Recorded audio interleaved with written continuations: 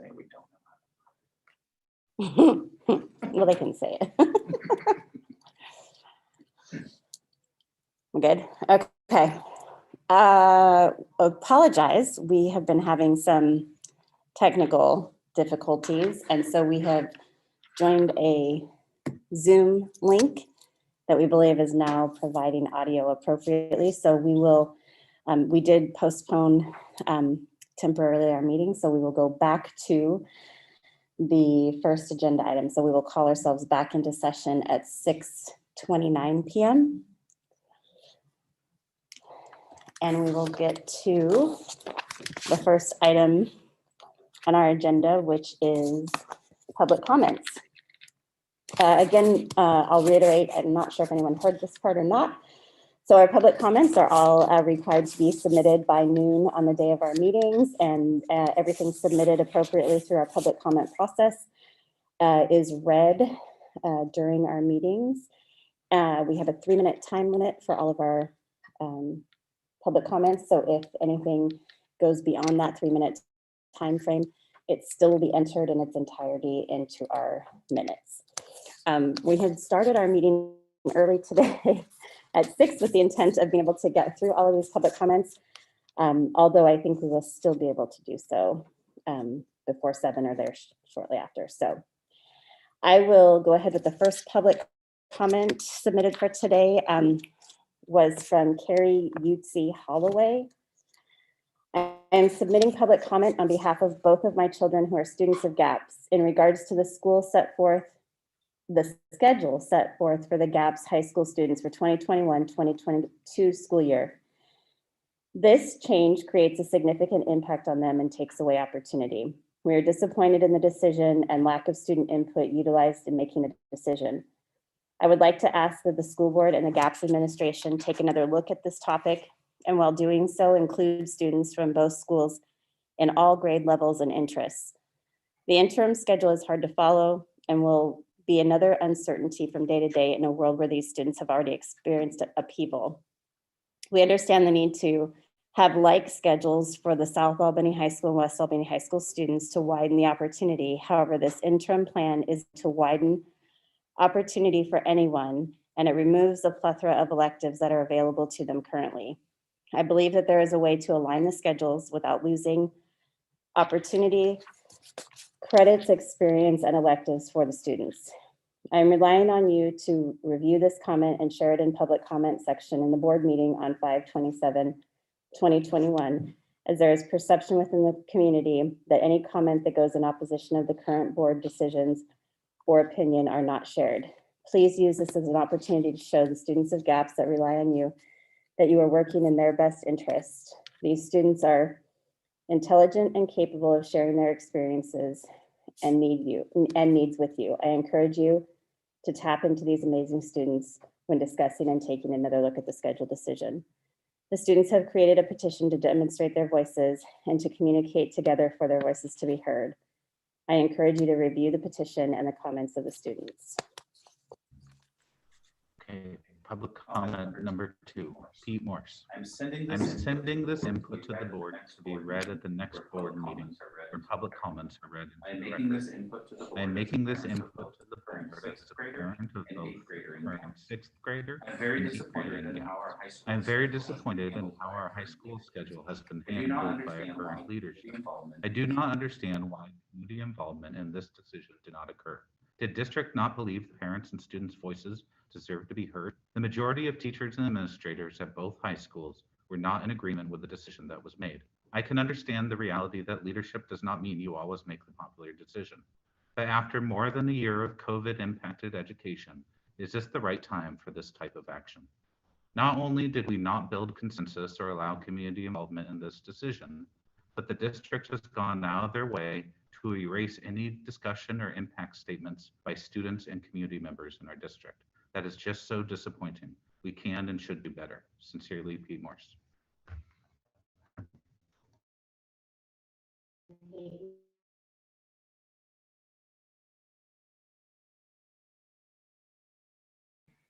Okay, I'm gonna have to get used to the unmute. Sorry. Public comment number 3 is from Peyton Davis. I'm currently enrolled at South Albany High School as a junior, and I think the new schedule is a great way to mix both the block schedule that West Albany has had in the past and our usual 7-class schedule here at South. I also think it gives students great opportunities to take classes at both South and West Albany, bringing our community together and lessening the quote rivalry. I hope you consider keeping the schedule that has been publicly announced. Public comment number 4, Julie Kale. Please submit this input to be read at the next board meeting, where public comments are read into the record. I am writing in disagreement of the schedule changes decided upon West and South Albany High Schools. This change does not support either school's desire to keep their current schedules, which are conducive to the success of their respective student populations. Sharing classes between schools has been successfully done for years, despite both schools operating on different schedules. Less than 3% of students are forecasted to travel between schools to attend a class not offered at their parent school. Since this has been an option for years and such a small percentage of the student population utilizes this opportunity, the validity of any argument that a schedule change is necessary for either school is negated. West Albany adopted the 8-period block schedule approximately 20 years ago, and the extended instruction time especially supports the many AP classes and electives taught at West, which has ultimately led to higher attendance rates, test scores, and graduation rates. The document West Albany submitted to the district for review, outlining the many reasons why they'd prefer the 8-block schedule, provides such compelling support of it. I am curious how it was so obviously dismissed. West Albany will now be forced to cut 60 to 75 electives, which are proven to keep students connected in schools. This new hybrid schedule lacks continuity for students. It's admittedly a trial project and does not allow adequate transportation time between schools, which will disrupt classrooms. Further, it comes at a time when students are starving for structure and stability after suffering through the pandemic year. If GAPS is truly invested in the high school education of its youth, district leadership would not be non-selectively quarantining students, focusing on cutting electives, changing schedules, or spending money on excessive manpower and transportation to facilitate unnecessary changes. Rather, it may consider how to help the greater than 20% of our high schoolers who desperately need credit recovery after failing at distance learning for the past 14 months. It is difficult to understand the argument for forcing West Albany, a school with 93% attendance rate and one of the highest graduation rates in the state, to adopt a majority 7-period schedule when clearly the 8-period block has been an overwhelming success for them. Or why you would force South Albany to incorporate the block schedule when its past implementation did not work for them. District leadership's theme of providing equity to all does not apply to a scenario where you make changes that do not support the teachers, administration, and students that you are obligated to represent and serve. Very concerned former GAPS student, past and current GAPS parent, and lifelong community member, Julie Kale. Okay. Public comment number 5 was received from Jenna Sally. As a student, I have many concerns due to the new schedule changes for both West and South Albany High School. I will be a senior next year and had planned on taking at least 7 classes. With the new schedule, classes are going to be limited, possibly limiting the classes I want to take before college. The block schedule gives me the most opportunities to participate in the most classes. Taking these classes in high school will cut down the costs my family needs to pay to further my education. College expenses add up, and I know many of my classmates rely on high school classes to take college course for free or at a much lower cost. Thank you for taking time to read my concerns. Sincerely, Jenna Sally. Public comment number 6, Amy Mchugh.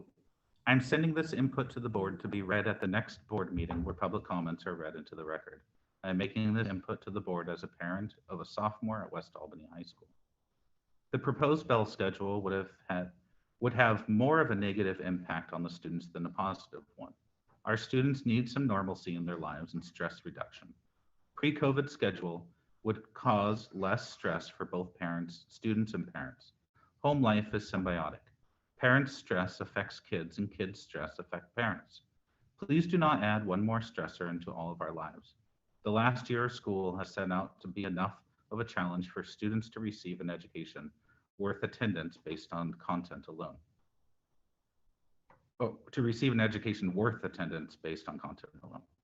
The focus needs to be on content and learning, not a bell schedule. The loss of over 60 electives for the high school students would be detrimental. The electives are essential for several reasons. They give alternative career options to students who might not be in the top of their class, and the streamlined general education courses. Additionally, electives are motivation to students to attend school. This is a big deal for retention. There are so many teens who want to skip or drop out of school, but if they have one or two things to look forward to, they will stay in school. Thank you for your time and considering how this would affect the students and parents.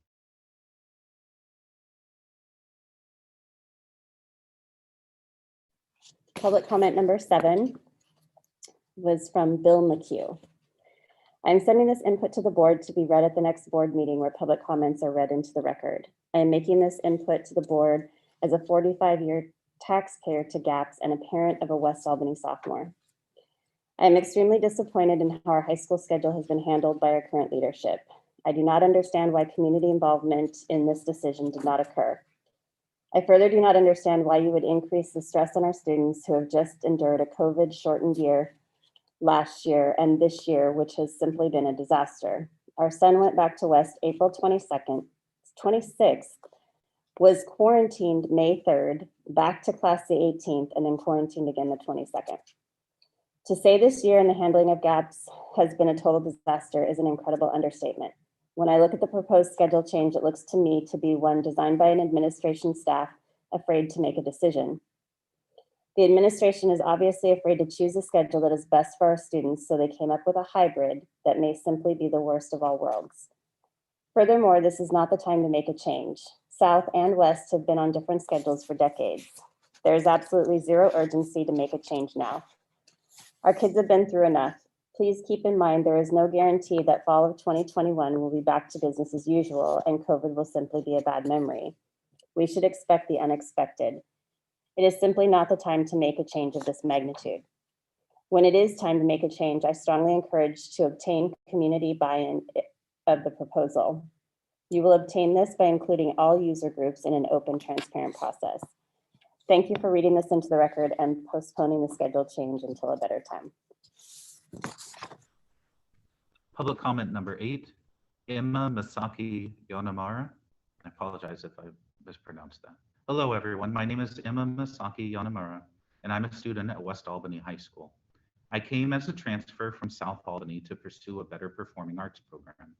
I've been extremely successful soloistically and collaboratively with my peers in West Albany High School Wind Ensemble and a cappella choir. Fourth quarter has been such a struggle. Not having a wind ensemble or choir class all quarter has had an impact on my mental health because I use music as a way of expressing myself. My peers and I have been shown a completely different schedule than we're used to, with little similarity in schedule than years previous. The last thing students need is a drastic shift from the learning rhythms and styles they've grown accustomed to. The intense variation of the proposed schedule within each week would be a harsh adjustment for students who think of school as a place of stability and regularity. As students of GAPS, we are the most directly affected by any decision regarding schedule changes made by district leadership. However, no student or parent I've talked to yet has mentioned hearing any word or request for feedback about schedule preferences before this completely new schedule was released to the community as final.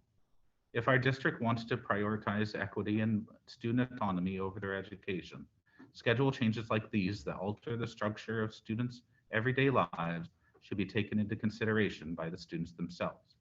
I understand that this is a schedule for only 1 year.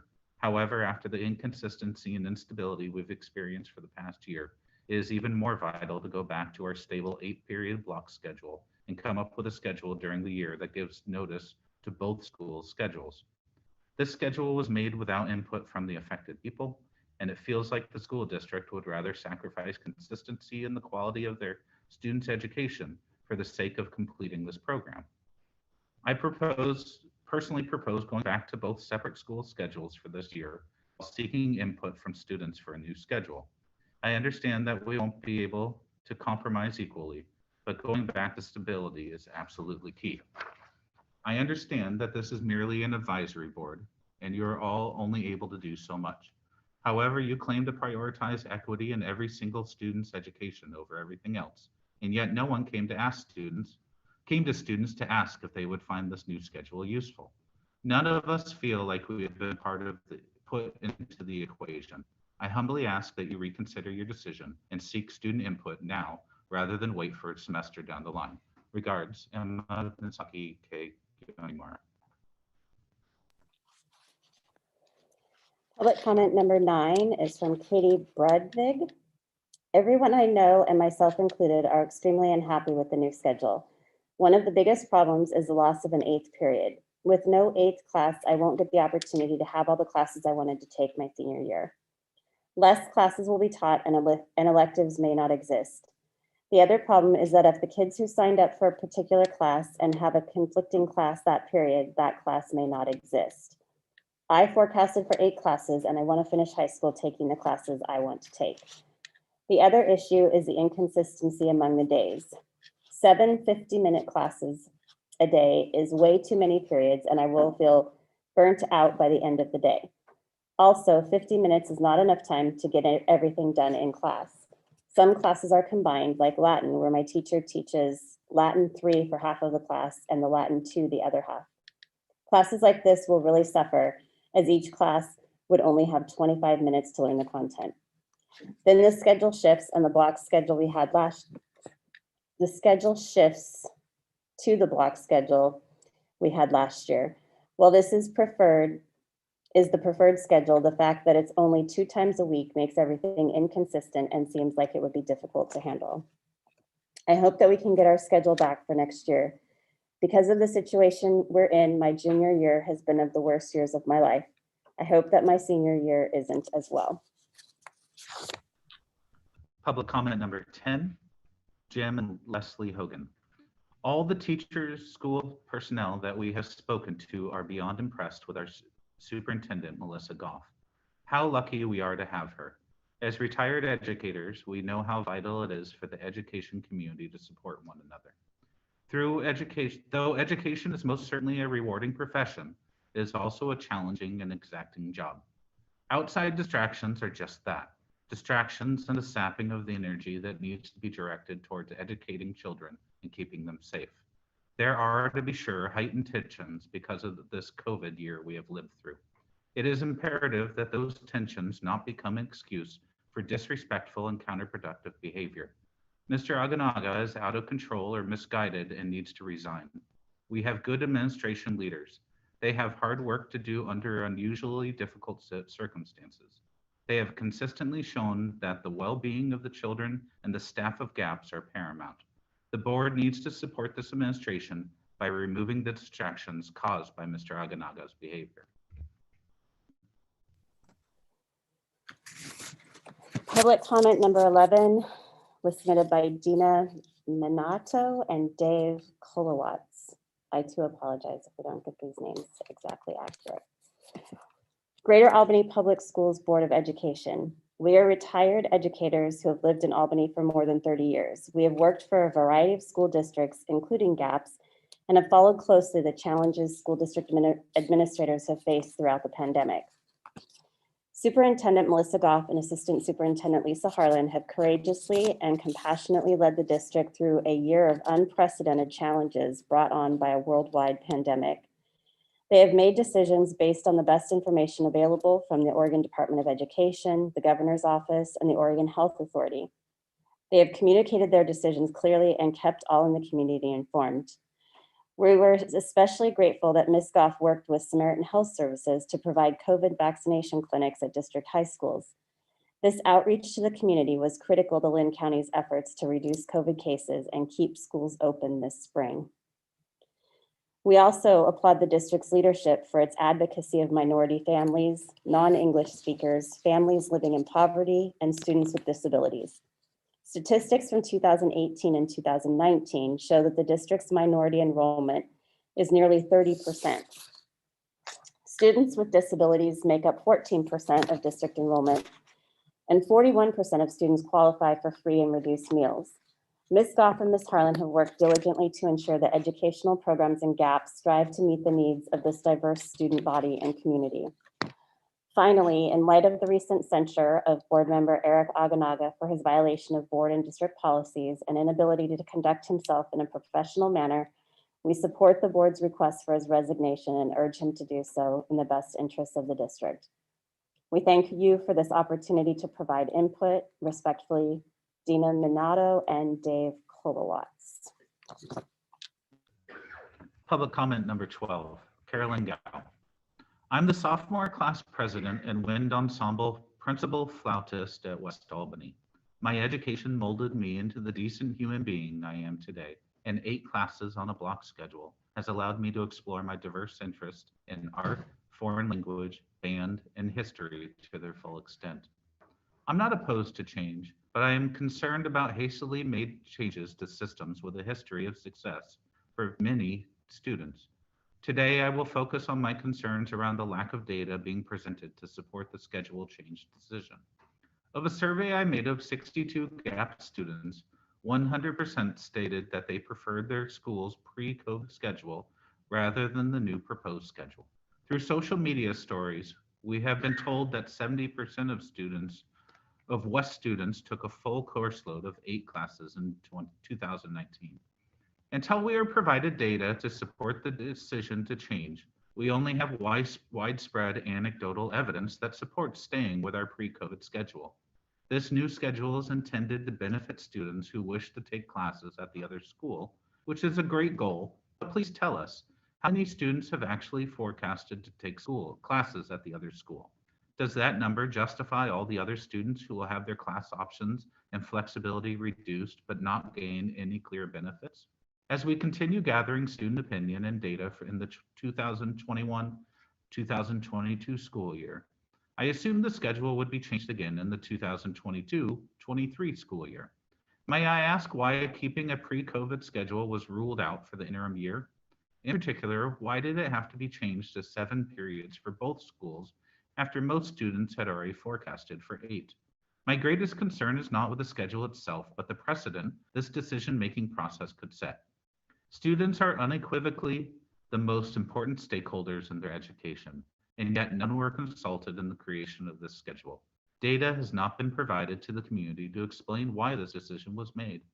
Please provide us the data, an objective cost-benefit analysis that led to this interim schedule being determined as the best fit for the majority of students. Only then can I feel safe that this schedule was truly made for our benefit. Public comment number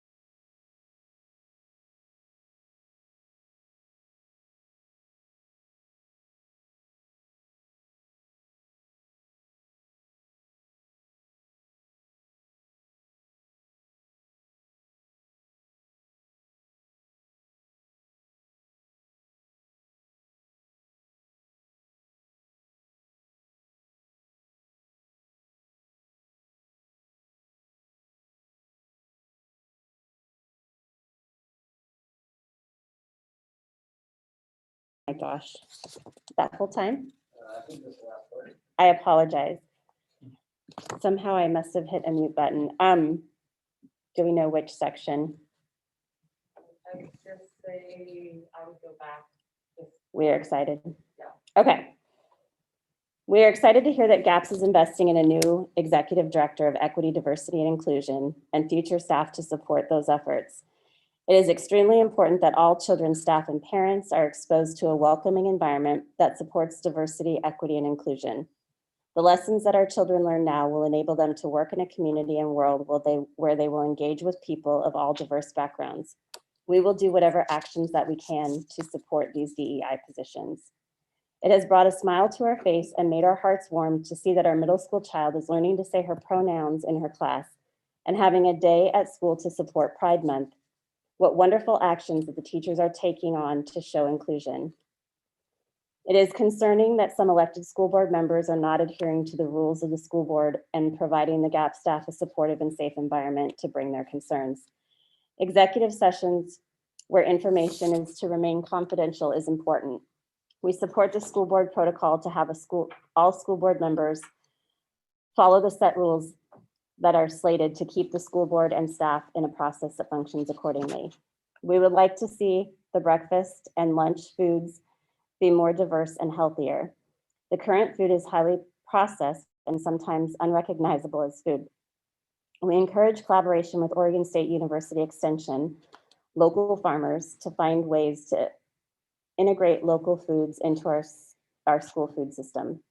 As foster parents, we have seen firsthand the dramatic impact that nutritious food can have on children's health and development. Thank you for your work and attention to these matters. Respectfully, Heather Medina Sauceda and Juan Sauceda. Public comment number 14, David Nicholas. Hello, I recently made a survey for West Albany students to see what issues they were most concerned or excited about as it pertains to the new schedule. As such, this comment is purely informational, so the school board knows exactly what issues to consider addressing. Of the more than 50 students surveyed, almost 100% said they were least concerned about one aspect of the new schedule. By far, the most common response was that the students were concerned about the lack of student/parent input on the formation of the new schedule, with 95% indicating so. Meanwhile, 75% marked that they were concerned about the inconsistency of the schedule on a weekly basis, and another 75% indicated that they were concerned about the potential change or loss of opportunity to take classes during a certain period or at all. 20% of students, however, indicated that they were least somewhat excited about parts of the new schedule. The main prompt students resonated with was the idea that there would be more connection between the two schools. Nearly 20% of students were excited for more inter-school opportunities. I hope you'll use this information in decision-making in the future.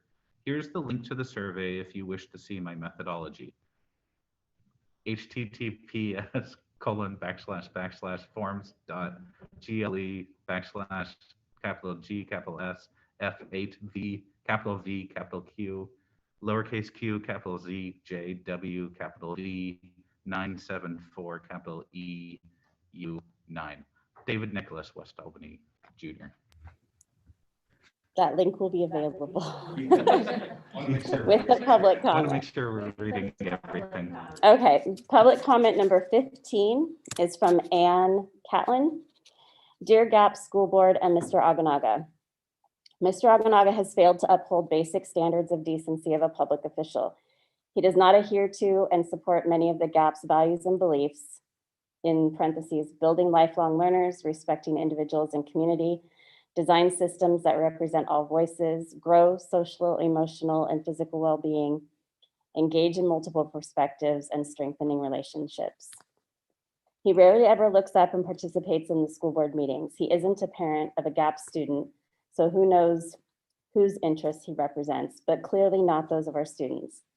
He is hampering the important work of the district and can no longer be entrusted to govern our public schools and should resign immediately. GAP's parent, Ann Catlin. Public comment number 16, Alyssa Maciel. Good evening, GAP School Board. I'm writing tonight to voice my support of our district admin. They deserve to be recognized for their efforts in supporting our most marginalized students and families. They have worked hard to honor diversity and equity. Thank you, Melissa Goff and Lisa Harlan. I support you as a mother of two beautiful children of color and linguistic minority students in our schools. You're doing the hard work of listening to our most marginalized families, students, and teachers in our community, so thank you. Also, after reading in the paper about how Eric Aganaga has violated board policies, I believe he should not continue in his position on the board. We, the community, don't know exactly what he has done, but we do know it is against board policy and ethics, and as community members, we cannot sit back and let that happen or continue to happen at the board level. Our board members should be held to the highest level of ethical conduct. When a board member has to be censured, that's when that person should step down. I support the rest of the board in asking him to resign. He must be an example to our students, family, and community. Thank you, Alyssa Maciel. Public comment number 17 is from Mark David Spence. For the past 2 years, and through a still ongoing pandemic, the Greater Albany Public School District has been led by one of the most talented, fair-minded, forward-looking, caring, and diligent superintendents in the history of GAPS. With Superintendent Melissa Goff's leadership, GAPS has emphasized the 3 virtues of access, equity, and excellence that are the basic foundations of a successful education system from pre-K through high school and beyond.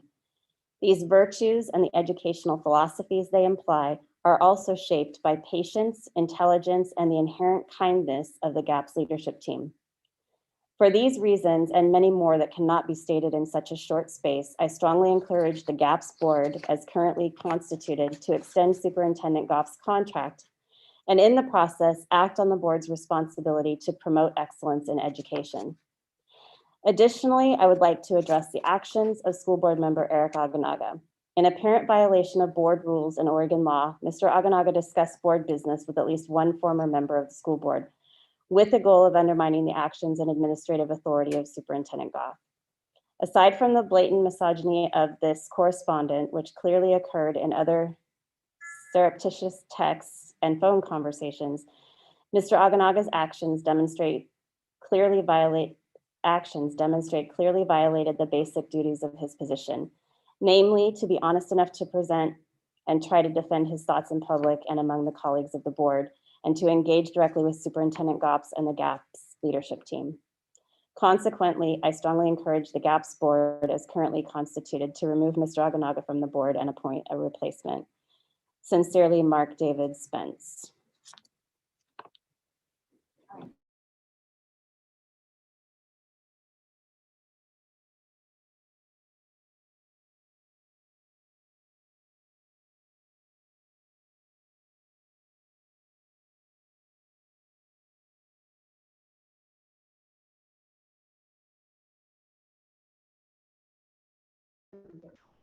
Okay. Yeah. Oh, We're still on. Okay. I'm good. Okay. Public comment number 18, Sarah Bates. I wish to express my gratitude for the school board members who have faced a very difficult year. I recognize that when the current board took over their duties, none of them thought it would be in a position to face a pandemic. Thank you for your dedication and tremendous amount of time in reviewing materials. While being an involved board member is no easy task in any year, the impact of decisions made by this board have been especially scrutinized in the community. I want to thank the board members who have tried to look out for all our youth in the district and had the courage to make tough decisions regarding COVID-19 precautions. While board meetings were not allowed to take place in person, I think the ability to have recorded meetings available allowed for greater participation by the community who otherwise were not able to attend. I would encourage the board to consider continuing the inclusion of recording and posting video of the board meetings online in a timely manner. The parent forums have also been tremendously helpful. In the future, I would encourage having a synopsis of the information shared be available on the district website for those unable to attend. In appreciation, Sarah Bates. All right, and public comment number 19, which is our last one for the evening, is from Jody Yoder. Education can be a great equalizer, but only if the education is equal. My children go to West. Personally, I couldn't care less about the schedule change so long as it assures that students who have been underserved in the past are given the same access to the same education as anyone else in the district. Let's be a district who seeks to give as much access, resources, and experiences to every child as we would want for our own. Okay. That includes our public comments for the evening. We will go into our next agenda item, which is the budget hearing, and there's a description here for board members and board book, and I'm sorry, I'm trying to navigate between two here.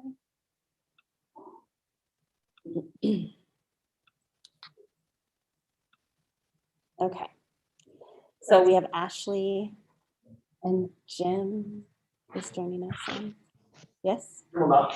Jim is not joining. Okay, thank you.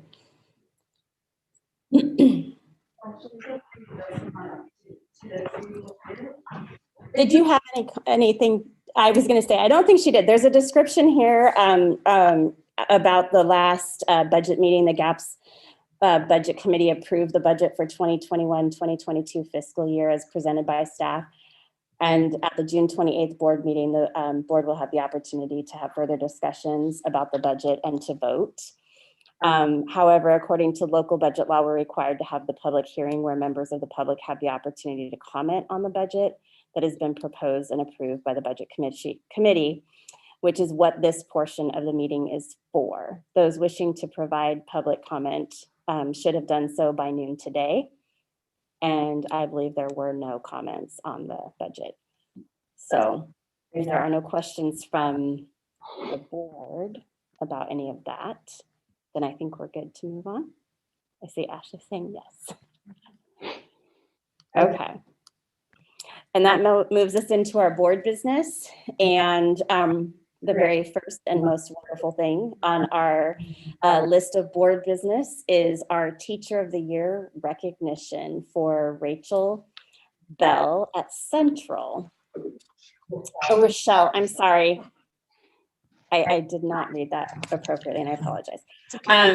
So Central Elementary teacher Rochelle Bell was named Lynn Benton Lincoln's 2022 Regional Teacher of the Year. Ms. Bell wins a $500 cash prize and is in the running for Oregon's 2022 Teacher of the Year, which is going to be announced this fall, and as one of the 16 regional winners. And I believe So we have Bradley on, and we also have Rochelle Bell. And so we could unmute Principal Bradley first, if she wants to just tell us a little bit about and then we can unmute Ms. Bell.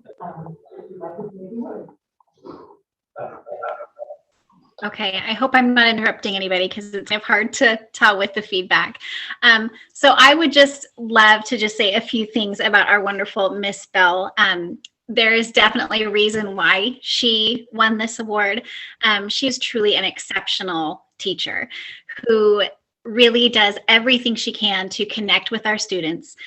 She even transforms their lives and educates them. And what's wonderful about her is it's not just for the year that she has her students, it's for years and years after. And we'll be outside and it's not uncommon to see kids coming up from middle school just asking about Miss Bell. Do you still have, is Miss Bell still there? And they have still said how much of an impact she has had on their lives. And so someone who is not only providing the quality teaching, she's also providing care and relationships that will change students forever. And so that is an educator of a lifetime. So thank you, Miss Bell, for being as wonderful as you are.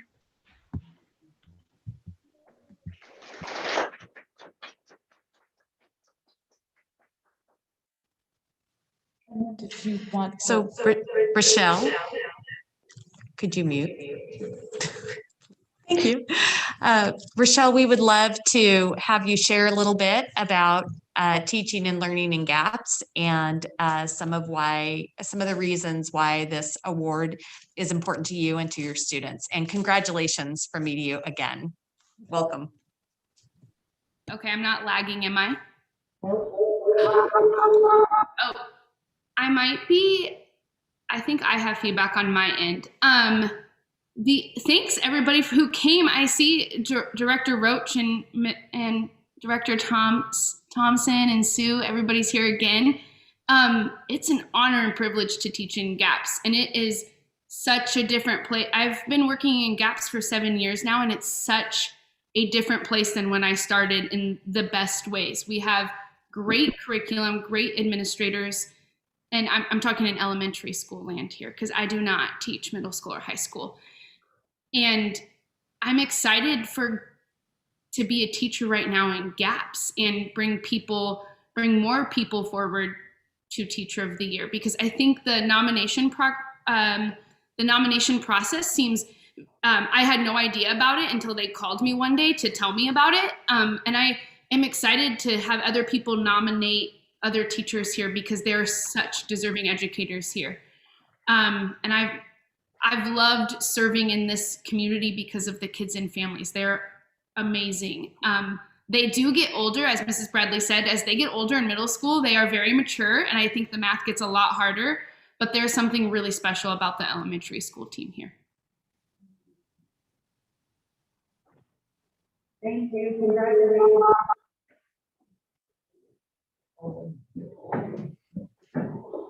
Thank you and congratulations.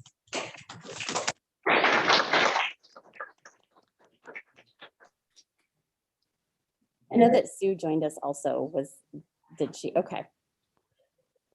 Thank you all for joining us, and congratulations again, Miss Bell.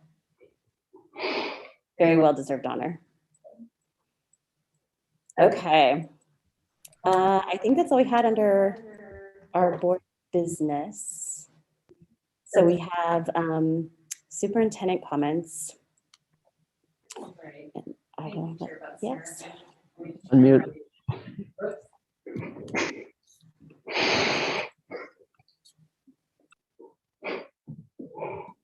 I was just going to say that I'm going to try and do two things at the same time, and I forgot that I actually need to do three and unmute myself as well. So I'd like to share with you tonight a couple of updates, one around the strategic planning work that we started last year and where we are now.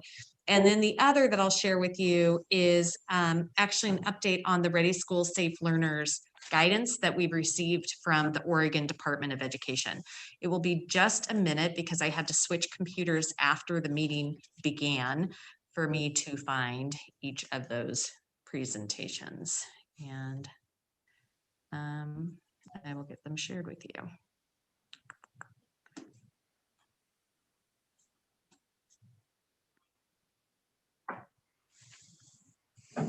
Somehow.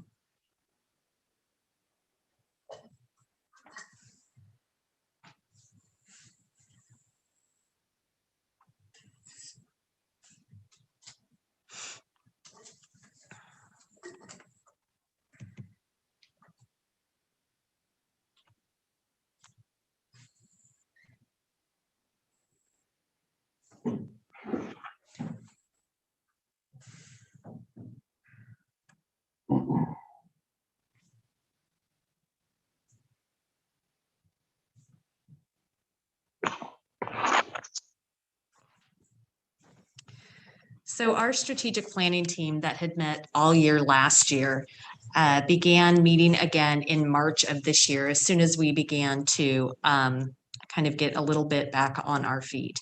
We have been meeting monthly to review the progress that the district is doing around some of the goals that were set for us to get started with some of those significant changes in our focus around equity and social, emotional, and mental health supports and the academic excellence that we are focusing on. So a reminder that we started with in May was just to talk to, again, our strategic planning team around what we do, which is we build lifelong learners who respect individuals and community. We have a goal of instructing at the highest level and designing our systems to represent all. We are focused on growing well-being and engaging multiple perspectives. And our goal is to strengthen relationships together. And that really led to three priorities as a district around rigorous and engaging academic learning, social, emotional, and mental health, and equitable systems and outcomes. One of the things that we talked about were just updates for the strategic planning team around things such as the election results. So we had, for voter turnout, we had from the Benton County voters, we had 39.72%. And in Lynn County, we had 18.47% turnout, which was the second lowest voter turnout in Oregon. From that election, we had 3 new board members. As you all know, 3 of you will have decided not to serve on the board after June 30th of this year. So we have 3 new board members. In the at-large position will be Pete Morse. In zone 1 will be Brad Wilson, and in zone 2 will be Roger Nyquist. And you can see here the percentage of votes that each candidate had at the time that we went through this information. We also talked about the mask mandate update. So everybody here already knows this, but there has been some conversation at the state level a couple of weeks ago around immediately removing, having the option to remove the mandate for students and staff to wear their masks outdoors. And we immediately applied that for outdoor sports, outdoor learning, recess, arrival, dismissal, and our graduations. So that was a pretty wonderful thing to be able to celebrate with our staff and community, removing masks when we're outside. There were some other pieces that the state gave us as districts some flexibility with around masks. And one of those was, or all of them, depended upon proof of vaccination. And one of the pushbacks that we have clearly had within our community is concern with having to prove vaccination status. And because that is a requirement right now for the Department of Education, we decided that we are not going to monitor that. You can, and I'm pleased that we did that. You can see that with the most recent update from the governor last week, she is really removing that proof of vaccination once we hit the 70% marker. And that for us as employers will make life much, much easier. It just felt very intrusive to people's health. Then we got to the meat of the work, which is this concept of focusing on gaps future forward. What will gaps look like moving ahead over the next 10 years if we really apply what we have learned during this COVID crisis to our teaching and learning? We will be facilitating what will feel like a smaller strategic planning process than what we went through before to try and capture some of those essential learnings and to cover some other tasks that we'll address in a minute. So the task of this Future Forward team is to engage our students, staff, families, and community in a lessons learned conversation from the pandemic. And what we're hoping to do is take a look at what approaches will work better for learning and teaching so that we can adopt those and consistently use them. We want to identify where greater flexibility could be provided within the system to meet the diverse needs of our learners. And that flexibility can apply to how we do our jobs. Looking at approaches that we know that are not working well and abandon those, and then taking a look at schedules such as the high school schedule that we are in the interim phase of, to develop a permanent high school shared schedule that's built on a design for student learning and built on the flexibility that we've learned from COVID. The process that we're using, and unfortunately, this is not a great graphic for you, but we're using the community engagement model that Scotland actually uses. And it's focused around all of those concepts that we have talked about through our strategic planning process as being of value to us. So making sure that we have multiple methods of outreach, that we are communicating effectively in a two-way communication format, that we're including as many voices and perspectives as we are able, that we provide support, figure out what support then will be needed, we plan forward, and we work together. Ultimately, to impact what happens in teaching and learning. And this could make some pretty big changes happen. These are the types of conversations that that I know my colleagues in the workforce and in other industries are having right now. Do all of your employees need to be at work in person every day? So pre-COVID, the answer to that was almost solidly yes, typically. Now we've seen people work in their jobs in many different ways, and there may be some flexibility that we want to afford there. We'll be using similar approaches that we used before, like focus groups and working groups. We want to have some roundtable consensus building where we have representatives who represent one part of our community to sit at a table with other people who represent another demographic within our community, to have real conversations about what is it like to be a business owner in Albany, and what do we need out of kids who graduate school, what kind of skill sets, and to have a Spanish speaking individual be able to speak to what they want for their own children when they graduate from high school, to have different representatives present so everyone's on an even playing field. Because sometimes what we find in these meetings is that we have overrepresentation of a singular perspective and a lack of representation of the very voices that most need to be at the table. And those are the voices that we aren't serving well within the system. We'll continue to have local school meetings. We really enjoyed that last year. It was a lot of time, and it was time very well spent, and surveys as we're accustomed to. So we'll be using, like I said, a variety of formats, and we'll run some focus groups that address specific groups of people. When we went over this slide in our strategic planning team, one of our participants whose native language is Spanish said, well, let's think about when we have focus groups with people who have common demographics in our community. And let's really be strategic about when we don't do that and when we include voices with people who think differently. And I appreciate it. And I asked her to tell us more about that. And she commented that when we ran our focus groups last year, we had a really high participation rate of Spanish speakers. However, at one of the forums, we had our interpreters present, and they interpreted with the Spanish speakers at one or two tables. And she said the challenge with that is those people who are native English speakers are not hearing the perspectives of native Spanish speakers because they're still separate. It's not a true inclusion model.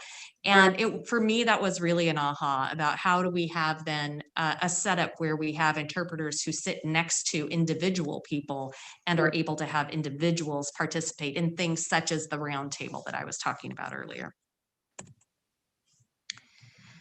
We have a lot of existing forums that we can leverage. Our staff and student and parent forums. We'll continue those next year. Talked about that already.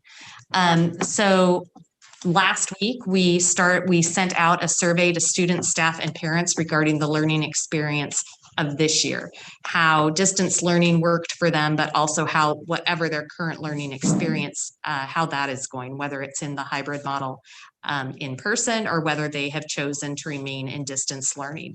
And we'll be using that data with this group to help inform kind of what our key findings are for what to keep and what to abandon and what to start new.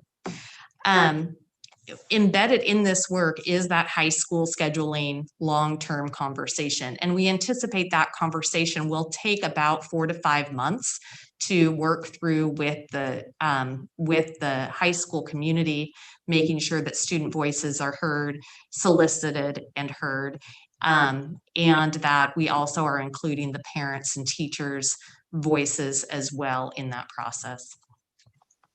So that is an update on strategic planning. Do you have any questions?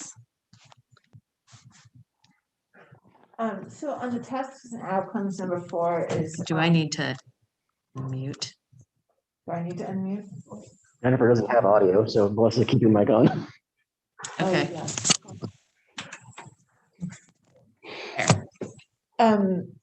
So on number 4 about the schedule. So earlier this spring, we talked about calendar and how calendar might look differently, and talked about work that we'll be doing regarding calendar next year. Right. Do you foresee that being rolled into this fast forward strategic planning work, or more of a separate effort? Yeah, so the question, just in case people couldn't hear was around the school year calendar and whether that will be a part of this. And yes, we anticipate that that conversation will be embedded as part of this. And from the beginning work, we'll determine whether we want to have another group that's just looking at school calendar. Yeah.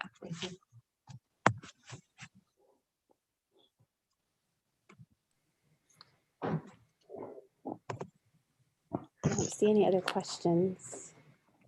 No? Just a comment. I'm excited for this. I'm really excited for this work. You know, that we hear so much, and particularly in the comments about people being exhausted and traumatized by the past year and a half. But it doesn't mean that we shouldn't be looking forward and looking at opportunities within these challenges. And so I appreciate you bringing minds together and the community together to do that. That's the work that needs to happen. That's how we grow. That's how we get better. So thank you.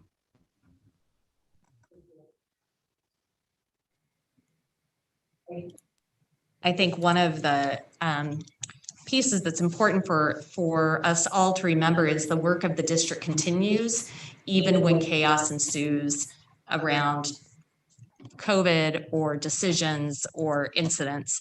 The work of the district focusing on students and their learning continues. And the more that we are able to focus on that, the better it will be for students and their outcomes long term. So thank you for pointing that out.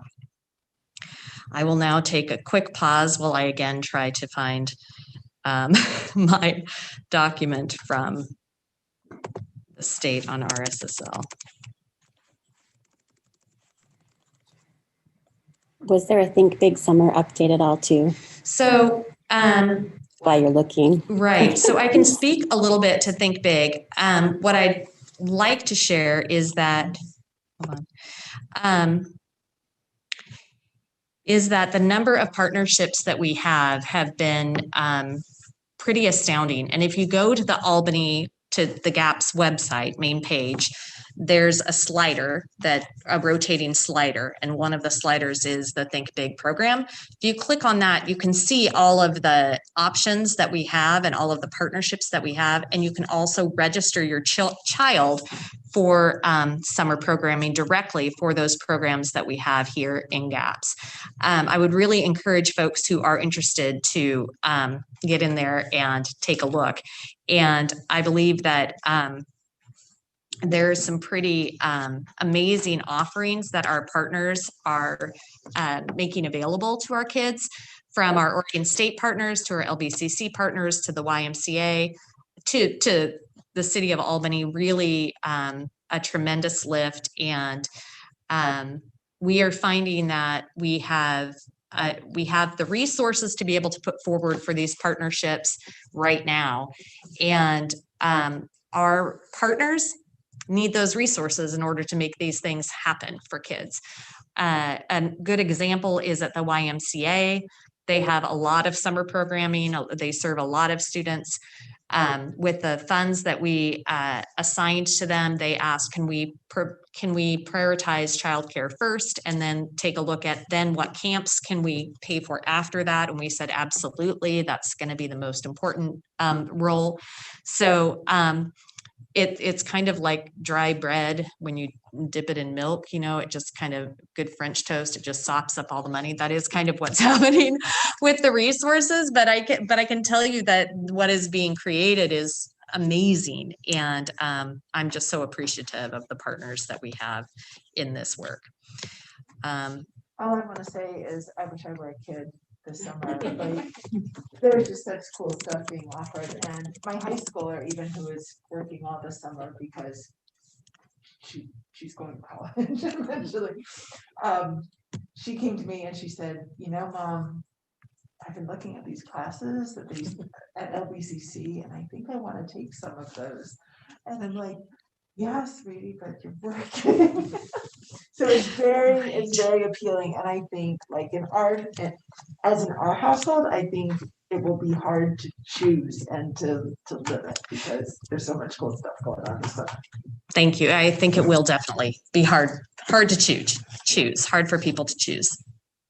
I had one comment on the summer programs. It would be nice to save all that data. You kind of get it back to us as elected officials so we can campaign to the state. We can lobby to the state and to OSBA and show how successful GAPS was this summer with our programs, so we can continue to help other school districts and ourselves with those programs and the agencies that are supporting us.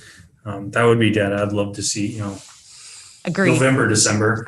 Agree. It's actually part of what we're prioritizing for each of the programs to have a few measures, not tons of measures, but a few measures that we'll be able to report on back to the state. So participation, of course, being one, but also do we see outcomes from kids who participated in summer programming once they finish their first semester or first quarter of the school year? Are we finding that is helpful to our kids? So certainly we just talked about that. Actually, we met with our Mid-Valley Mid-Coast partnership, which is all of the school districts that feed into LBCC and Oregon State University, and talked about that very thing. It's very important. It'd be really nice to send the governor and like Tanya Everest invites so they can come and see our programs and how successful they've let us be this summer. That'd be fun. Great idea. Thank you.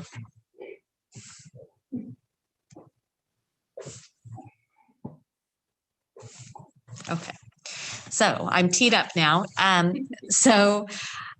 We received an update last week from Colt Gill, the head of public instruction for the Department of Education, on what may be included, what is being considered for the next Ready Schools Safe Learners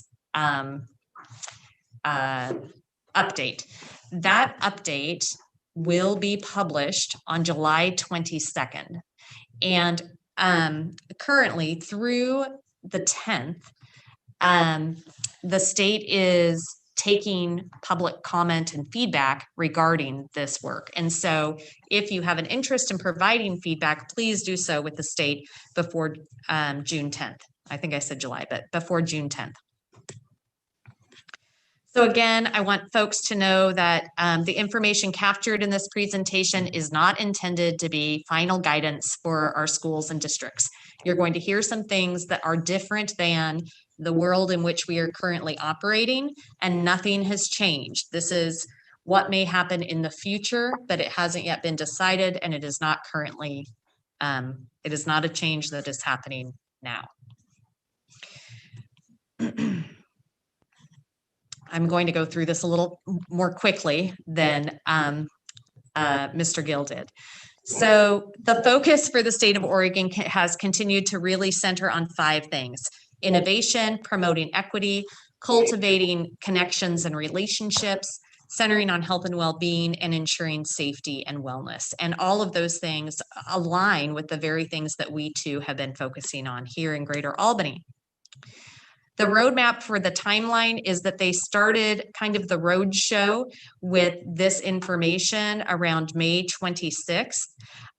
They've been collecting input and will do so through the 10th of June. It indicates the survey closes on the 11th, and the Department of Education will put together some recommendations with the framework for fall planning, the requirement framework for fall planning to be released June 25th, but the RSSL fall guidance not being released until July 22nd.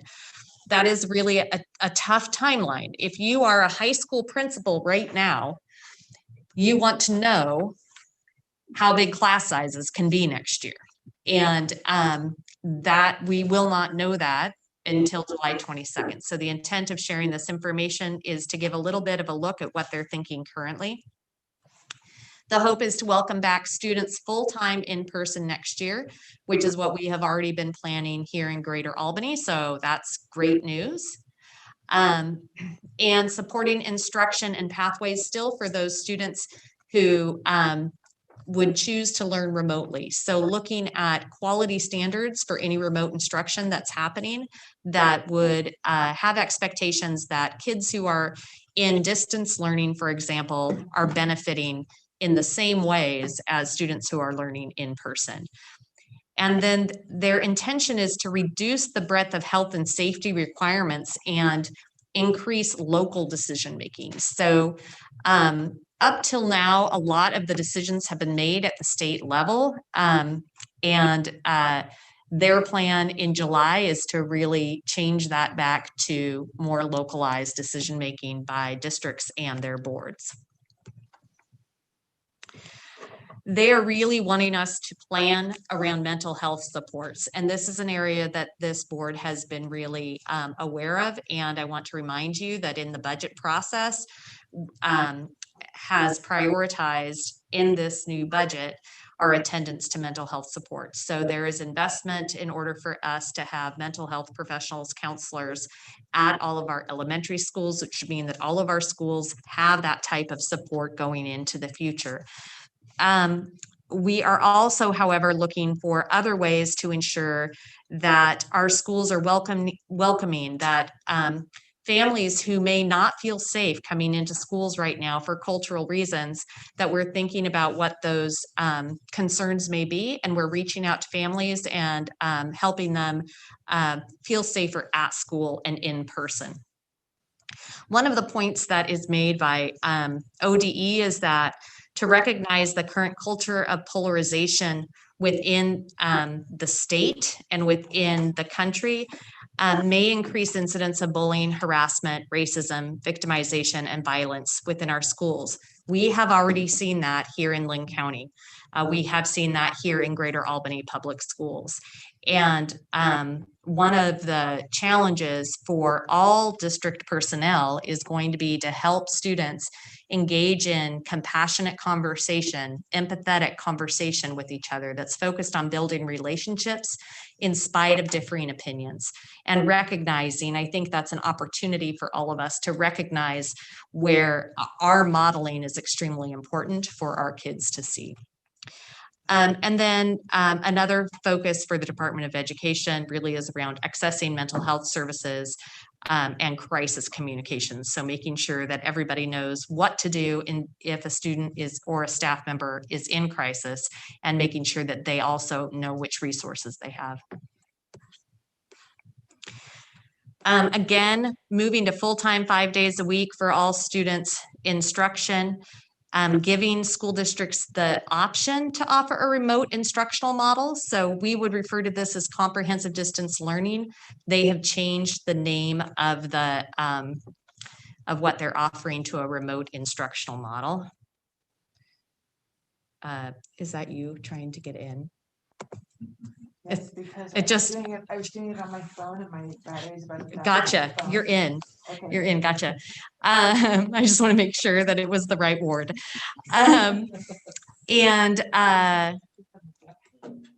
They're also really encouraging us to implement blended learning strategies and use of technology in our classrooms, whether we're in distance learning or not. And that's part of what we'll be working on with this GAPS Future Forward team. Districts are not going to be allowed to make a decision for a student. This is important for us. That would limit opportunity to progress within a course sequence, or to determine their kinder or first grade entry or grade promotion or retention, or determine what advanced placement courses they can access, or what accelerated learning options they may have, or to limit opportunities for kids to be engaged in extracurriculars.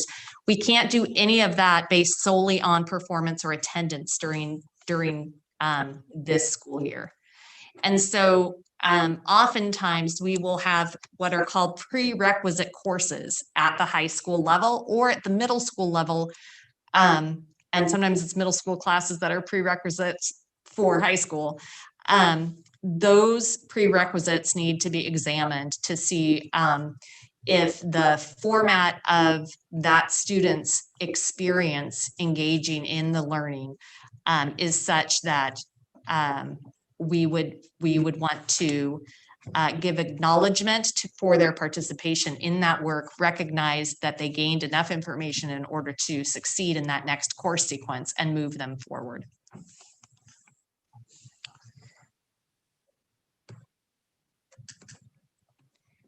And some of this is what I've already told you. One of the instructional assurances that is different for distance learning that they are, for remote instruction, that they are considering for next year is that a minimum of 50% of teaching and learning would be synchronous at the same time. Now, the challenge for that is that a lot of our other school districts within the state have a difficult time staffing where they could have 50% synchronous learning. And so I'll be interested to see where that number ends up at the end of the day. That there was a lot of feedback on that one.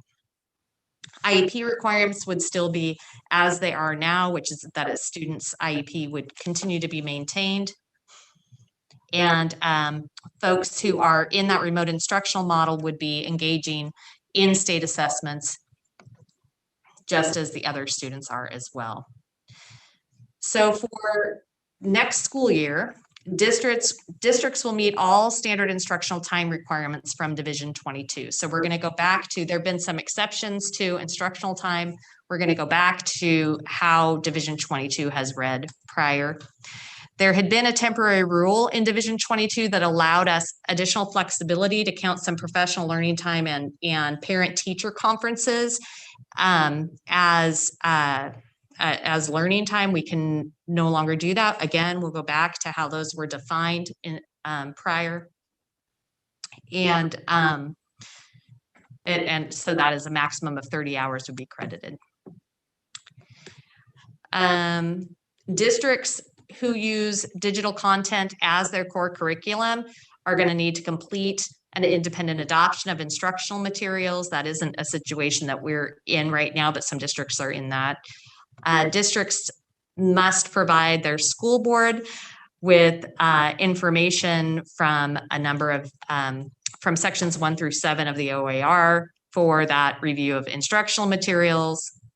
And that goes in, that's all about how new materials need to be adopted, which is already in alignment with how they've been adopted in the past. Graduation requirements are a bit different. So the diploma credit requirements and subject area requirements are the same.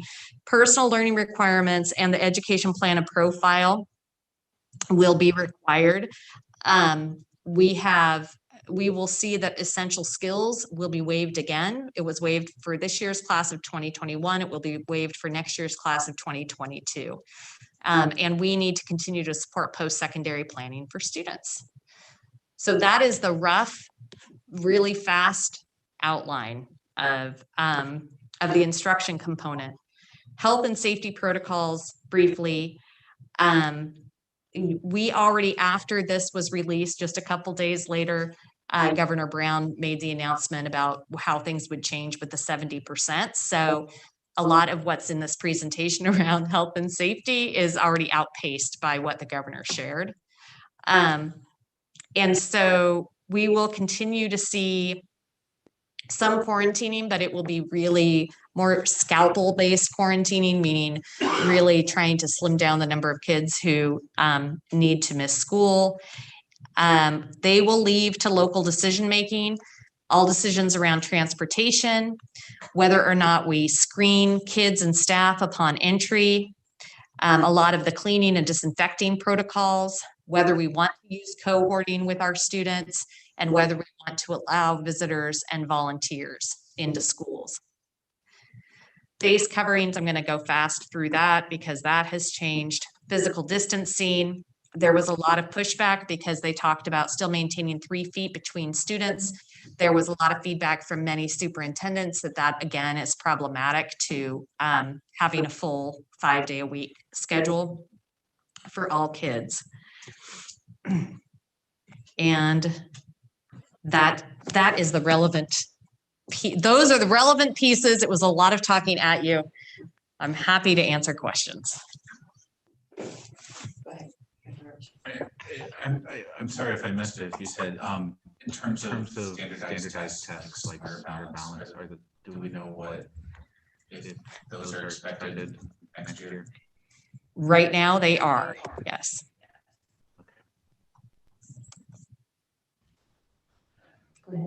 Yeah, there was a slide I want to go back to, slide talking about incidences which struck me, instances of bias, instances of polarization in the state. And I hear that. I hear about that. And I loved hearing the idea that there has to be some difficult conversations. And I can see that in the terms of, in the area of reticence of a family that wants to go back or not go back, or is having issues. I can see that conversation. But what I hear about is explicit racial incidents, I would call bad instances. And under All Students Belong, it talks about dealing, I know we probably deal with them because that same incident is probably a harassment, it's probably a bullying. It gets treated in a lot of different ways, but I'm curious, I know students have been back that long, but we've had All Students Belong. Do we have a lot of those bias reports? We're supposed to be having those reports, and I'm just curious how that looks. It's all anecdotal. Yeah. So unfortunately, we do have bias reports. Yeah. And one of the things that we are challenged by at the moment is our staff is mostly white. Yeah, yes. And often many of our staff members have had limited professional development in racial equity work and diversity Sure. work and bias.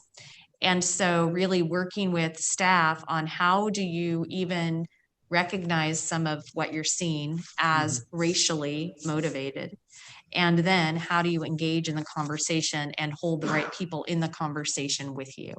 And I would say it's been an ongoing conversation. We definitely, unfortunately, get calls and alerts to that at the district level. Have had that happen multiple times since school has been back in person. Yeah, and I just want to, so I guess I will highlight it from time to time because it's important, and it's important to me. And I don't know how we can, the kind of instances I hear, I don't know how we can talk about how you talk about quality education with the kind of instances I hear about.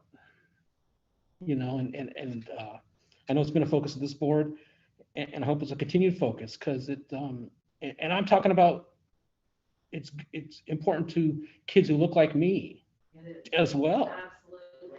And so, no example. That just really leaped out to me when I read that from the state. So I'll bring it up again in the future. Vice Chair Thompson, I just want to say I appreciate you saying that it matters to kids who look like you. I think often when we're in the conversation about equity, diversity, and inclusion, we think that those terms have meaning only for people who don't look like us. Yes. And the reality is all of us become stronger individual humans when we have a better understanding of that work. And we certainly become a much stronger community when we are paying attention to others, taking care of others, and prioritizing the success of everybody within our community.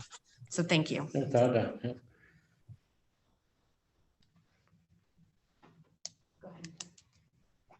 In a nutshell, would yourself or Assistant Superintendent Harlan explain the essential skills for graduation?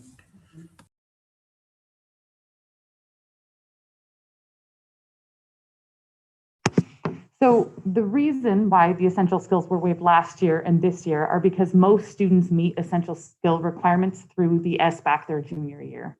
And so if you pass that, that's how you generally meet that. And the fact that they didn't have it this year means that for next year, it would be difficult for those students to meet. That's why. So what are they? The essential skills are, basically the content area skills, math, writing, English language arts, that you show a basic level of proficiency in those things. There are kind of work sample opportunities for students who either struggle to meet on the SBAC or who have tried multiple times, but the vast majority of students pass their essential skills through those standardized tests. Yep.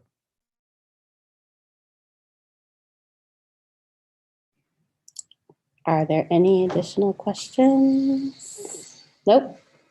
Seeing none? Okay.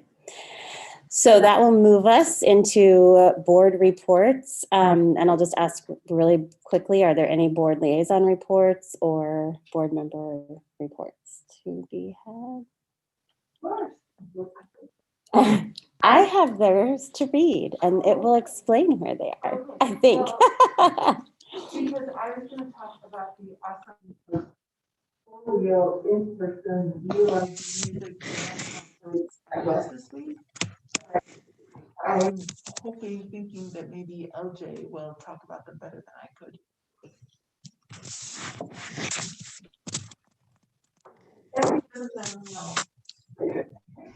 You can pipe in after. I'll read it and see. Okay. So I guess I will go ahead and read. Both of our student board members were not able to attend this evening. And so from Esperanza, she did have a report that she wanted me to share. I apologize for not being able to attend the meeting tonight, but do hope that this report will satisfy the students' needs to voice their concerns. First, I'd like to start off with some announcements, then I will get into the student concerns about the new schedule. Seniors had practice today for graduation and did the honor walk at their elementary and middle schools. They did amazing. We are about to have our graduation at Red Hawk Stadium. It has been a long time since SRS seniors. The way she had it capitalized, I'm like, what is she trying to say here? I gotcha. It has been a long time since seniors have graduated on their own campus. This year seems so fitting that they have had the opportunity as they missed so much time at their home school. It is also the 50th graduating class of South Albany High School. So it is the golden class to speak of, she says. 2 staff will be retiring and graduating with the class of 2021, Holly Garrow and Julie Foster Teeter.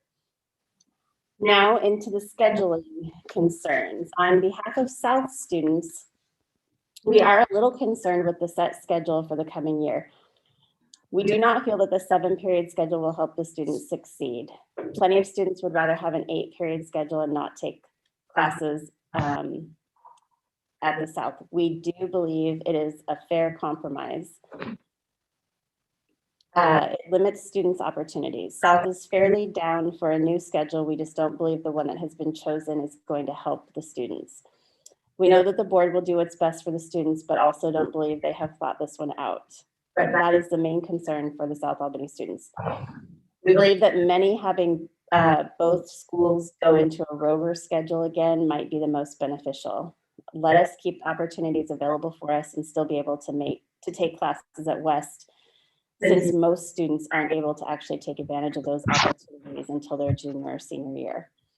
We would also like to make it apparent that West and South have taken 2 different ways of dealing with the new schedule. We are not part of the petition or the walkout. We would greatly appreciate if you could try and come to another compromise before the coming year with student input. I look forward to seeing you all at the South graduation tomorrow. Have a great evening. So that was from Esperanza. And then LJ says, sorry I couldn't make it tonight due to my basketball game, but here is my report. As most of you know, today was the last day for seniors. It was bittersweet for sure. I just want to start off by giving a giant shout out to the senior class of 2021 at both South and West Albany for sticking through, even though our senior year didn't look quite how we imagined. Last week, West Albany had a senior signing day where we had 20 athletes signed to play sports next year at the next level. We have graduation coming up this Thursday, in which I believe over 50% of the students graduating will be with a 3.5 GPA or higher. West Albany Drama will be performing You're a Good Man, Charlie Brown in the new auditorium. Performances will be after school is out, so look out for that, as it will be great. Our symphonic band and wind ensemble were able to hold a concert in the new auditorium last week, and it was a dream space. It will be an amazing venue for music for all the years to come. The West Albany Whirlwind, our school magazine, won several awards through the Oregon Journalism Education Association's Student Media Olympics, including Best in Category. As our year comes to an end, I just want to congratulate all graduating seniors one last time. Thank you. You should mention that I know LJ himself won an award, a music award. I'm not going to get the name of it just tonight. John Philip Sousa Award. And I am not shocked that he would not toot his own horn to mention that. There you go. Very good. Yeah, but I just said I wanted to mention that LJ did not mention that he himself also won an award, a music award, the John Philip Sousa Music Award. And knowing LJ, I'm not surprised that he wouldn't announce that himself, but super proud of both of our board members. And only one, so it is the highest award that you can win in music, and only one person gets it from each high school. And so it was very exciting. I am so excited to hear the spaces that are getting used now and how much they are appreciated by the students. So I think everyone's excited to be able to utilize that new space there. Yeah, it's great. All right. So let's see, that takes us into, we had no community presentations or committee presentations. So we have our consent agenda, and you guys have in front of you both the personnel consent agenda, which includes the DLT agreement, the certified personnel report, classified personnel report, and the supervisor contract addendum. And then we have minutes. Were there any edits to those minutes? Did anybody have any comments for the minutes? Okay. So our consent agenda will pass. And that brings us to old business. And we have board policies. So I think that's back to Superintendent Goff. Yes? I use the restroom. Oh, yeah. Well, and either that or we can take a quick break. Do we want to do that really quick now? Sure. Okay. That's a great idea. Why don't we go ahead? We're going to take a quick 5 to 10 minute break here before we start into the next agenda items. All right. Thank you.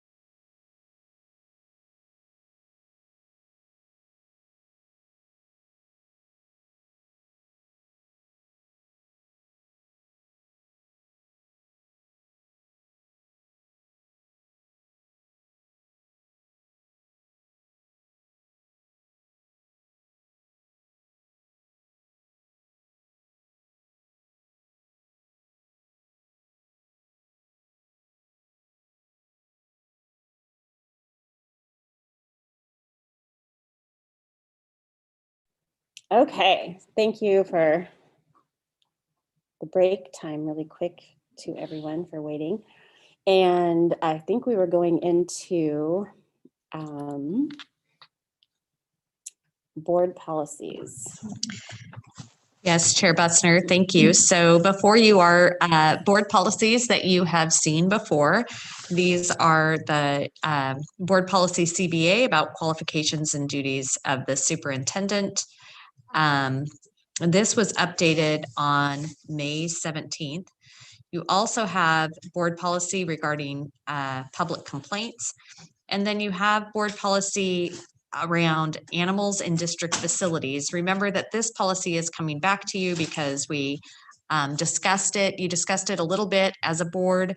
The recommended updates actually read almost verbatim as to what we have already had with animals in district facilities, but you can let us know if you have any questions regarding any of those.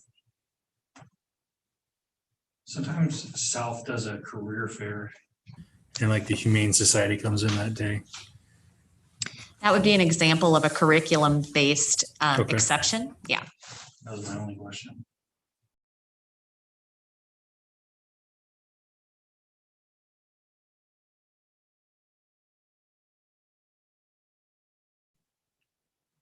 Madam Chair, I move to approve policy CBA, ING, and KL as presented.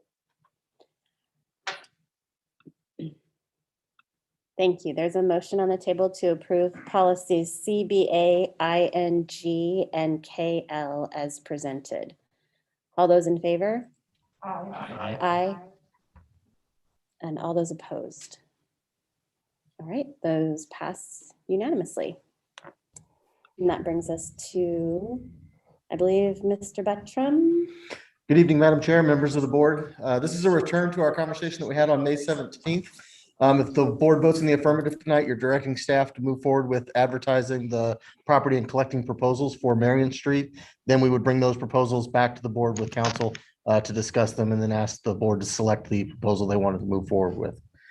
So subject to questions, the staff recommendation is listed in board book.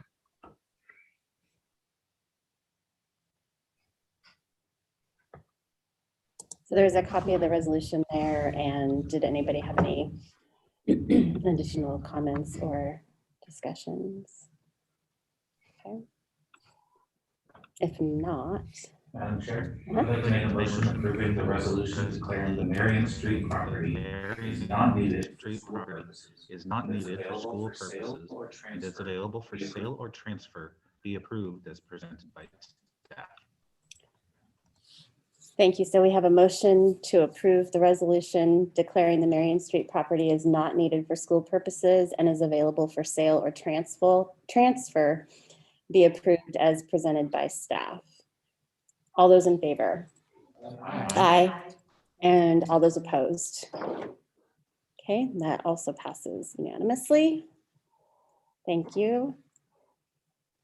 And let's see. Did we have any reports? And nothing for the bond report this month. No reports and no bond business. All right, so we are on to new business and we have a host of board policies. Oh my goodness, board members. So the board policy committee has been working hard, clearly, and has recommended to you these updated policies from Section J. Section J is the part of policy that focuses on students. It is one of our largest sections. And so you are actually seeing half of Section J tonight, and you will see the other half of Section J at our next special meeting in between these two board meetings. And because we need to couch it that way. I will share one thing that is unique about these policies as they come to you is for the first time, we are able to, as a slate, recommend to you a large group of policies in both English and in Spanish. We have prioritized doing that for specific policies in the past where we felt it was a high need for community or parents to have that information. But in this case, I just want to give a specific shout out to our translation and interpretation workers at the Welcome Center. They have done an outstanding job. This is not a service that the Oregon School Boards Association provides, but it's a priority for us. Vice Chair Thompson, I don't know if you wanted to comment at all on the work of the policy committee. No, it's Spencer is great. Unmute.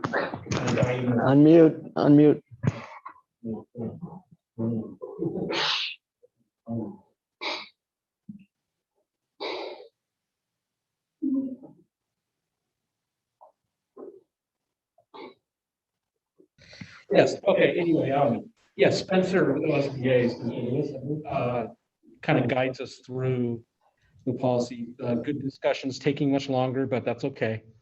We're trying to, a lot of our policies have forms embedded in them. And that's one thing we're trying to get out, not getting rid of the forms, but keep the forms out of the policy.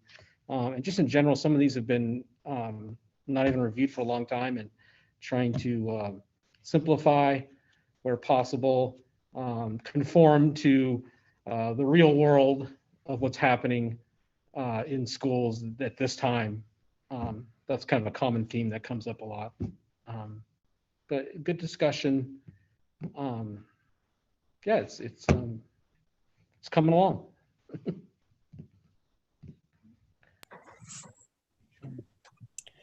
So again, oh, go ahead, Director Roche. I just wanted to first off, thank you, Director Thompson, and thank you, Superintendent Goff and Assistant Superintendent Harlan, for doing this work. Like, it was clear as I read through it, the work that you're doing to sort of meet the moment and take out. When I went through my admin program, I spent a lot of time on those policies, and to go through them again and see that they just feel more relevant.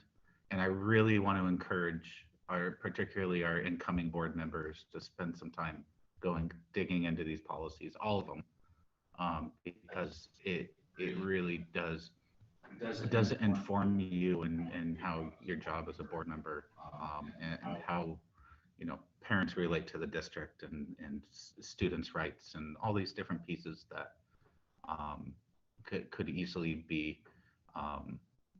not a priority for a board member coming in. So I think it's really helpful to do this work.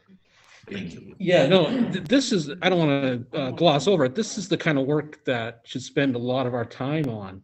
I mean, this particularly we're going through, this is a once in a whatever, how many years exercise, but on an ongoing basis, this is where school board members live. It really should be in the policies. And it kind of highlights how it's not exciting, it's not thrilling, but it is really the work that guides overall the district.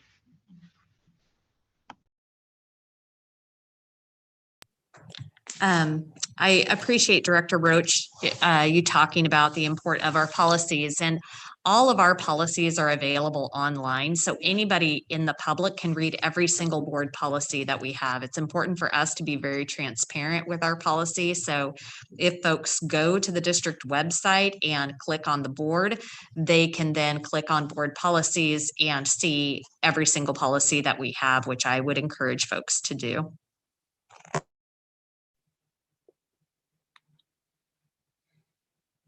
It has definitely been a huge undertaking, and we appreciate that. And it's ongoing for a while. So we appreciate you representing us there. So this is your first look at these policies that are there. So they will come back to us as old business on our next agenda. I believe the whole section of J is in your board packet, so you can actually see the first half and the second half. Great, thank you.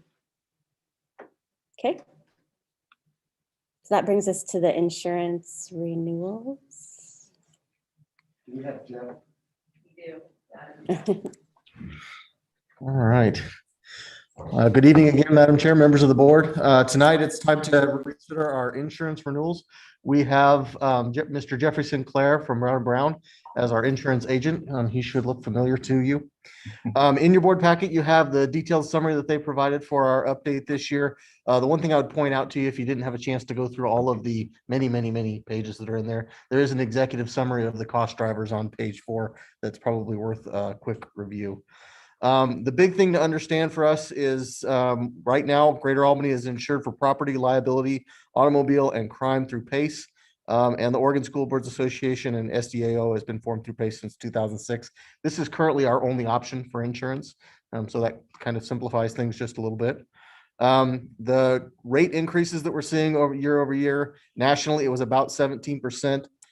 Here in Greater Albany, our increase was 22.79%. That is that national average, and then our additional square footage. And we recently went through an appraisal. So you can imagine with all the work we've done and the property values that we have, it combined with the just increased costs of the construction, that's driving our insurance rates to increase quite a bit.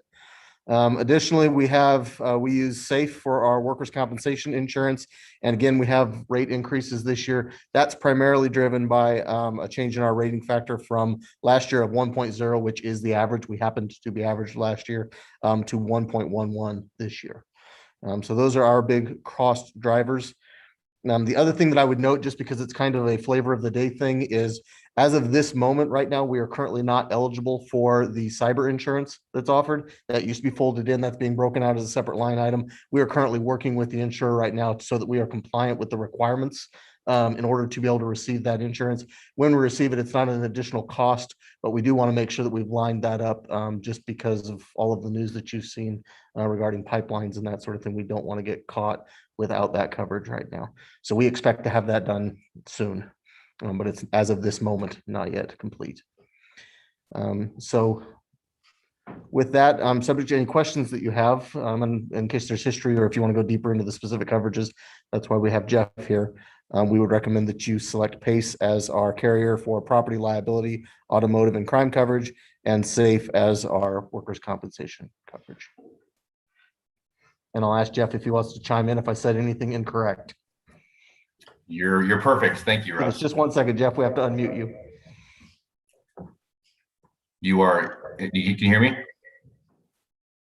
You're great. Everything you said is true. On the cyber side, I'm going gray because of the cyber market. So your team's doing a good job of trying to get all those hurdles taken care of, and I'm confident that we can do it by July 1.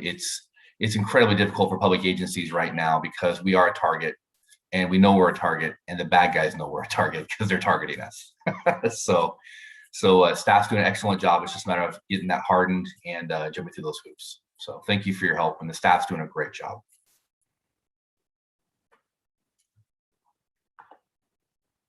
You're muted, Russ. We are currently covered. We are not eligible for coverage next year, and we will have it resolved before that kicks in next year. So let me make sure I was clear on that.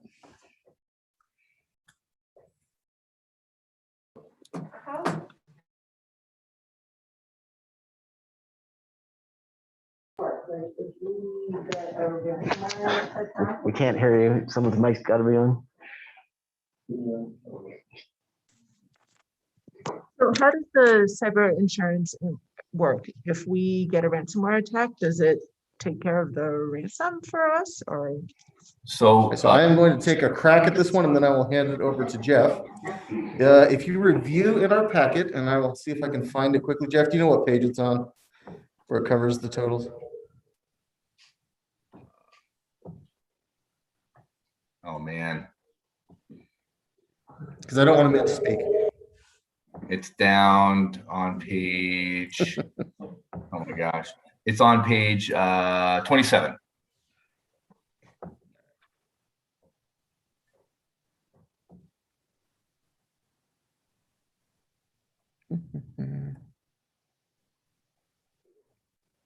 There we go.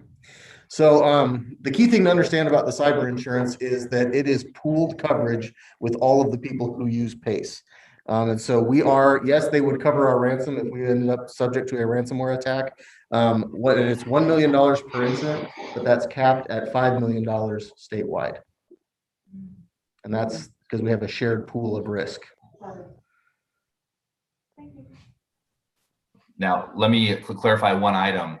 One of the changes this year with the policy is you have currently $1 million of cyber coverage, where you have $1 million of ransomware coverage. Ransomware, as of July 1st, if you can qualify to renew that coverage, which we're working towards, that specific line item is going down to $200,000 total for the ransomware. You still have $1 million for things, for things involving notification, credit monitoring, that kind of stuff. But if a ransomware event takes place, the maximum amount that the PACE policy will reimburse you for is up to $200,000. That is across the board happening. So that's where these questions of making yourself a more hardened target is so important. Investing in the training, investing in your different processes, multi-factor authentication, all those things that you'll hear about the next year, is to make you not low-hanging fruit for these bad guys. And that will be something that's going to continue to happen for us. Is this year we'll have, a certain set of hurdles that we need to get over in order to be eligible. And then next year they'll raise the bar again, which works to our benefit, but it's something that we're going to have to keep working through the years. And I apologize, I didn't misspeak. That's the extortion coverage. That's the ransomware that's listed on page 27. Were there any other questions or comments from board members? There is this particular one, I believe, has a request for a motion vote tonight. Mm-hmm.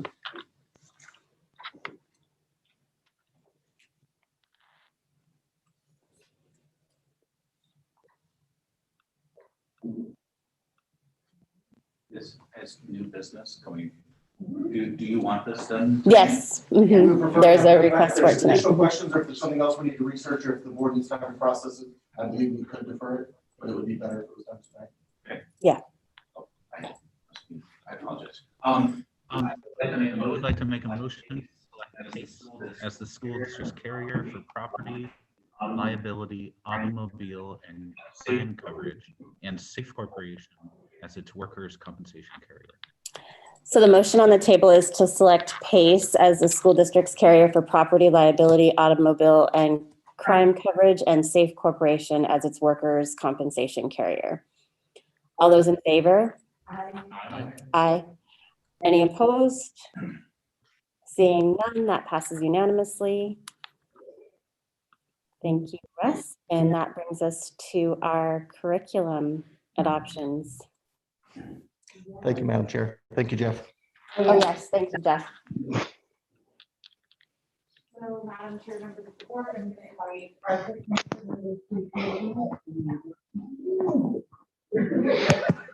Madam Chair, members of the board, I'm going to invite Stacy Lee, our curriculum coordinator, up to present some information around the work for curriculum adoptions this year. Just as a reminder for the board, the state curriculum adoptions are on 7-year cycles. And so every year there is a content area that is looked at for adoptions. This year was kind of a mix of world language and fine arts and some CTE. So it was that year for adoption. Next year, just to prep, is ELA, English Language Arts, which is a big year. And so I will let Coordinator Lee take it away. Correct.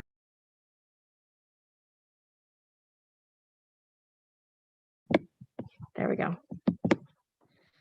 Madam Chair and members of the board, in your packets, you should see information about the 2021-2028 Arts and Business Adoption Proposal. As Assistant Superintendent Harlan spoke, most adoptions happen on a 7-year cycle through the Department of Education. This is our year for world languages, and the arts is not part of that 7-year cycle, but we expect it to become part of that cycle in 2028 when it will be part with world languages. We received the ODE list of approved world languages curriculum in mid-February, and we began meeting in March. This is an abbreviated search. It's not a typical year, as you can imagine, right? In contrast, for English language arts, we're already forming our committees for next year and having a short meeting with them actually later this week. And we'll meet throughout the whole year next year. We'll also meet in person. This adoption with world languages has happened all online and after school. And so I just thought That's amazing. Yeah. The world languages team met 5 times after school and online. We reviewed the ODE rubrics, the prior rubrics from Greater Albany Public Schools, including board policy and input from the adoption teams. The areas covered were inclusion and engagement, academic standards, skills and concepts, assessment, and ease of usage. We ordered sample materials. There were 3 from French, 5 from German, which was actually not on the ODE list, Latin, which was also not on the ODE approved list, and 9 for Spanish. As we began reviewing those sample materials individually, teachers realized it was taking them far longer than they expected, and they missed being able to actually look at the materials at the same time as in person as a group. So they have requested additional time to allow for in-person longer meetings in fall to become aligned and work together. This will give them more time to come to consensus. So I am recommending a postponement of the world language adoption. There's a form and process through the Department of Education. We may request that postponement with board approval for up to 2 years, but I'm recommending that we request it for just 1 year. In the other areas in the arts and business, you'll see that we have some actual proposals for you tonight of things we'd like to purchase. Elementary music met 4 times after schools, and on Wednesdays they have their professional learning community also meets once a week, and they met several times and talked about this adoption beyond just those 4 times. They also decided to meet. They were so excited about adopting something. They met in the evenings also. They reviewed 5 different options that were recommended to them through colleagues in other districts, through professional organizations that they're part of. They met with the publishers, and their proposal is for Quaver Music. This is an online program, but it's online primarily for the teachers. The kids would not be in front of the computer the whole time. It's the teacher using those to present things to the students. And so it's still very teacher-student driven. They found the advantages of working with it is that it continually curates out old musical selections. It brings in new, it has a strong commitment to diversity, equity, and inclusion. There's strong supports for academic skills. It has a large musical catalog. It uses authentic instruments. Some of the things had very synthesized music, and this had very authentic music. It's a teacher account, so it's not tied to the number of students as those fluctuate. It's all based on the teacher. There are a lot of customization options. So there's different choices for how you teach rhythm, and the teacher can select what works best for them. It's indexed to find the materials easily, and it could lend itself to unit planning together better as a district. So they feel like this is a good step forward for them in music education for our district. And there are some limitations around needing additional music, especially for multicultural representation. And so the National Association for Music Education has this publication, Multiple Perspectives in Music Education, that they're also wanting as a resource for themselves. For middle and high school performing arts. So this was primarily band, choir, and theater. They met 4 times as a large group, but their subgroups also met several times, including meeting online and in the evenings. The band, choir, and theater teachers compiled lists by consulting professional organizations, teacher resource books, such as the Oregon Band Directors Association of required literature for bands to perform, and league and state band contests. They considered the need to represent a broad range of composers at multiple ability levels. They also considered how these resources would help students meeting performing arts standards, help with assessments, and ease of usage. They then met for many hours listening to recordings, looking at scores and parts, reading reviews, consulting colleagues in and out of our district. Some of the software items that you'll see there are things that they have used and tried out already, and they know that these work well for customizing music parts, even writing marching drills, being able to work on scene and set creations for theater. There's been some issues with audio systems and rehearsal keyboards, which is not normally something that we think about with curriculum, but that allows them to facilitate real-time assessment and correction of pitch and tempo issues. And then for other arts and businesses. So this is not a full representation of what that group will be asking for, but it is some of the larger items. These classes are often taught by just 1 or up to 4 teachers for the whole district. So we're looking at, all our small elective classes. We met 4 times online as a full group. Some of the teachers were able to meet for additional time. We discussed their needs and developed rubrics for evaluation with the same categories as the other content areas around inclusion and engagement, academic standards, skills and concepts, assessment, and ease of usage. They looked at both state standards and industry standards for several of them. Some of the groups were able to meet additional times and they reviewed sample materials together. We also didn't receive all the sample materials until just a couple weeks ago. So we are expecting further recommendations from this group in the near future, but they may or may not be something they bring back to the full board because they're primarily smaller dollar amounts and also sometimes covered by other areas such as Measure 98 with career and technical education. And so I am recommending that we postpone that world languages adoption for 1 year, and that we purchase the curriculum materials that are listed here in your board packets. Can you share on that last section of other arts and business courses that are there? Is that mostly middle school and high school as well? Yes, it's all middle school and high school. Okay, I just didn't see. Yeah, I didn't clearly state that. It's okay, I just wanted to make sure. The courses themselves seemed like they would be. So. These are actually all high school courses that are listed here. High school only, okay. Yes, but there perfect. were some middle school art teachers that were looking at items together. Okay, great.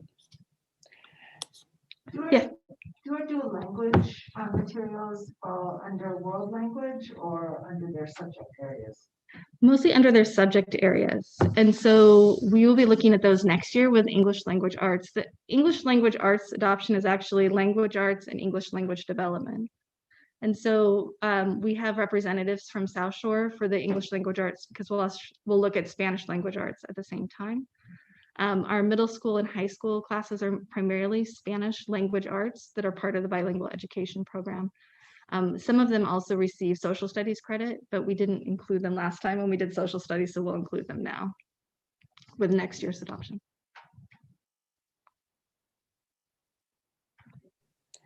Are there other questions or comments at this point? Thank you for all that information. It was very helpful. There is, it looks like a motion requested for tonight if there aren't any additional questions or concerns. Madam Chair, I move to approve the curriculum adoption presented by the staff. And again, I move to approve the curriculum adoption as presented by staff. We have a motion on the table to approve the curriculum adoption as presented by staff. All those in favor? Aye. Aye. Any opposed? So that passes unanimously. Thank you. May I request, I think it will be helpful for our paperwork to the Department of Education to specifically say that you also would approve postponing the world languages adoption for 1 year. That is covered by their motion for your recommendation. So we'll make sure that's put into detail. Thank you. Awesome job. Great job. Yes, very much. Thank you. Okay. So under other business, the only thing we had was the AR for GCBDA and GDBDA. Wow, those are a lot of letters. I don't think there was anything we needed to know from that, correct? It was just provided for information. And then just a reminder of dates of interest. We have graduation. South Albany graduation tomorrow evening, also at Red Hawk Stadium. And then we have West Albany High School graduation on Thursday, also at 7. And then we'll have a pre-planning meeting on, oh, that is a different date. We did change the date, so we'll get that information out. And then AOS's graduation on the 14th at 7. We have a special board meeting on the 21st at 7. A work session with OSBA on the 23rd at 7. And then the 28th is our regular board meeting at 7, which will be 3 of our last board meeting. Yes. So was there any updates we needed to know about the graduation pieces? I think Chris sent out an email. Great. So just to make sure that that is heard, Chris will send you an email. Yes, thank you. So we